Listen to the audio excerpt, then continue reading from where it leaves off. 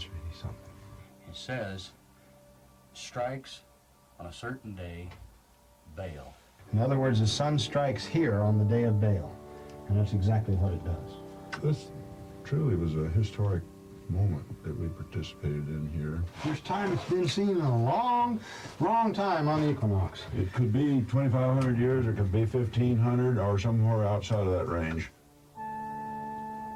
Since 1973, I had been recording ancient inscriptions and petroglyphs in this area.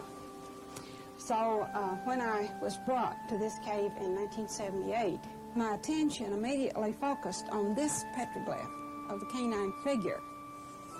And I looked at it and said, this is Egyptian. And everybody with me just laughed and laughed. And later I verified that it was Anubis, the god of darkness and death.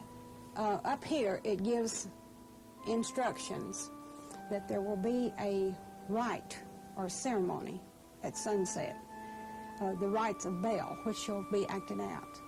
And it is amazing to us the first time we saw what did happen right at equinox. To the ancient mind, this may have been an important moving picture story. The large sun seems to be approaching the horizon, seen as the lower shadow. It is a replica of what is actually happening on the western horizon. The sun god is being covered up by shadow as more of Anubis is being lit up by direct sunlight. Notice the dangling sun, the tiny curve at the lower right corner of the setting sun. Just as the sun god is fully eclipsed and Anubis is fully illuminated, the thumb pointer obscures the dangling sun and the last light fades out. Now, at half a day past the true equinox, the thumb pointer shadow slightly overshoots its mark, but the symbolic message is clear. The sun god has moved to the underworld, dominated by Anubis. Egypt was the first country to become Christian.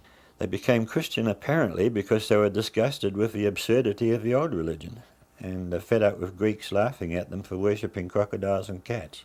And yet, right down to at least the 5th and 6th centuries AD, secret worship of the ancient Egyptian deities was still occurring. Now it's possible that people who worshipped Anubis were persecuted in Egypt and took advantage of the New World to come over here to practice their religion without persecution. They were traders, they happened to be here, and their god happened to be Anubis.